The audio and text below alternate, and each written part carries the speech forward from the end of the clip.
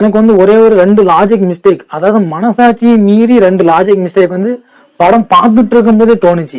ஒரு சில லாஜிக் மிஸ்டேக்லாம் வந்து படம் பார்க்கும்போது தோணாது, அதுக்கப்புறம் நம்ம ஏதாச்சும் மீம்ஸ்ல பார்த்தாதான் தோணும். எனக்கு இந்த படம் பார்த்துட்டு இருக்கும்போதே இது எப்படின்னா இப்படி அப்படின்னு தோணுச்சு. அதை மட்டும் நான் உங்ககிட்ட ஷேர் பண்ணிக்கிறேன். ஃபர்ஸ்ட் என்னன்னு பாத்தீங்கன்னா, இந்த வித்யுத் ஜமால் கேரக்டர், அவர் வந்து கூட்டத்துல ஒரு போலீஸ் அதிகாரி இருக்காரு, கருப்பாடு ஒண்ணு இருக்கு அப்படிங்கறத செகண்ட் ஹாஃப்ல வந்து எப்படி கண்டுபிடிப்பாருங்கிற ஒரு சின்ன டைலாக் மாதிரி கூட இல்ல பிளாஷ்பேக் மாதிரி கூட சொல்லியிருக்க மாட்டாங்க.